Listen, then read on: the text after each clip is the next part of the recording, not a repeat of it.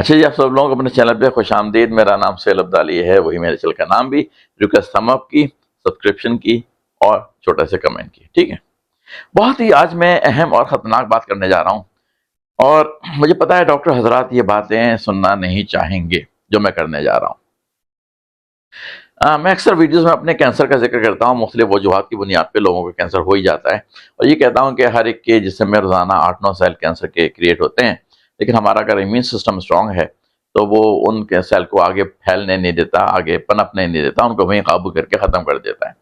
تو یہ تو ایک بات ہو گئی، ٹھیک ہے۔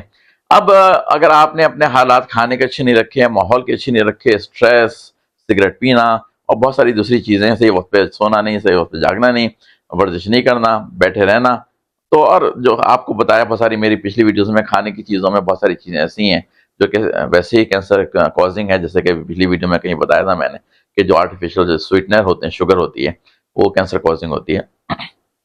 یہ سارے آپ جو کولڈ ڈرنک پیتے ہیں وہ کینسر کازنگ ہوتے ہیں، بہت ساری چیزیں۔ کہیں میں نے پڑھا، ایک بڑا عجیب سی بات پڑھی کہ وہی آٹوپسی جو ہوتی ہے کسی کی ڈیتھ کے بعد، تو وہاں پہ جناب پتہ چلا کہ کینسر کی وجہ سے، ظاہر ہے سمجھ میں آ رہی تھی کہ یہ ڈیتھ ہوئی ہے، تو یہ معلوم ہونا کہ اصل وجہ کیا کینسر نے کسی کی جان لی، تو پتہ چلا کہ نہیں، کینسر نے نہیں لی، بلکہ جو ٹریٹمنٹ اس کے ہوتے ہیں، دو ٹریٹمنٹ جو کہ بہت کامن سمجھے جاتے ہیں، ایک ریڈیشن ہے اور ایک کیمو ہے۔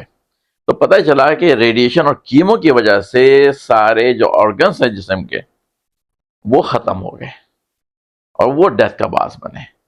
کینسر اپنے طور پہ ڈیتھ کا باعث نہیں بنا۔ کینسر اگر یہ ٹریٹمنٹ نہیں کرتے تو ابھی زندگی اور چل سکتی تھی اور آگے جا سکتی تھی۔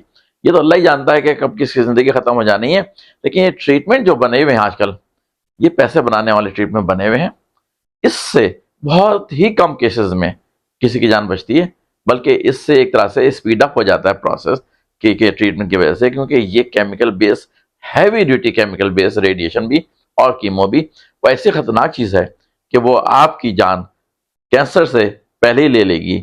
اگر آپ کی جان وہ کینسر جو اگر لیتا، اگلے 6 مہینے میں، 10 مہینے میں، 8 مہینے میں، یہ چیزیں آپ کی 3-4 مہینے میں جان لے سکتی ہیں، اگر کینسر جو اسپریڈ آؤٹ ہو چکا اور وہ پھیل چکا، لیکن پھر بھی آپ کیموتھراپی یا ریڈیشن کراتے ہیں۔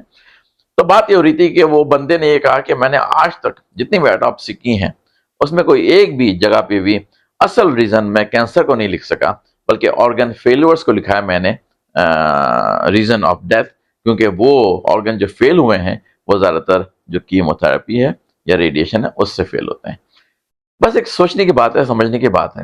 آپ کو بچنا ہے کینسر سے، لیکن اگر انفارچونیٹلی ہو جائے تو اس کے اور بہت سارے طریقے باہر کی دنیا میں نکلے ہوئے ہیں۔ یہ طریقہ ایک اچھا طریقہ نہیں ہے۔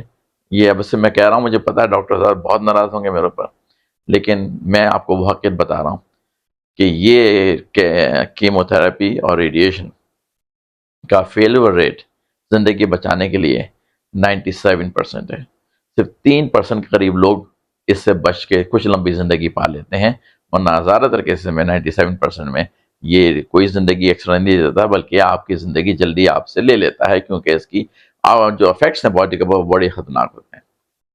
یہ بات باہر کی دنیا میں ریسرچ میں پتہ چل چکی، لیکن پھر بھی پروفٹ کا بزنس ہے فارماسیوٹیکل کمپنیز کے لیے، وہ اس کو پھر بھی کرے جا رہے ہیں، اور مجھے پتا ہے میری ویڈیو بلیک لسٹ ہو جائے گی، لیکن ہونے دیں۔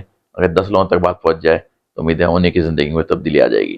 بچیں ان ساری چیزوں سے جو کینسر کازنگ ہے، لیکن اگر ہو جائے تو پلیز سیکنڈ تھاٹ دوبارہ ضرور دیجیے گا کہ مجھے ٹریٹمنٹ کروانا ہے، کیمو کا، ریڈیشن کا، یا نہیں کروانا۔ اس کے بارے میں کبھی اور تفصیل بات کروں گا، لیکن ابھی فی الحال اتنے کافی ہے۔ اگلی ویڈیو تک لی اجازت دیجیے۔ اللہ حافظ۔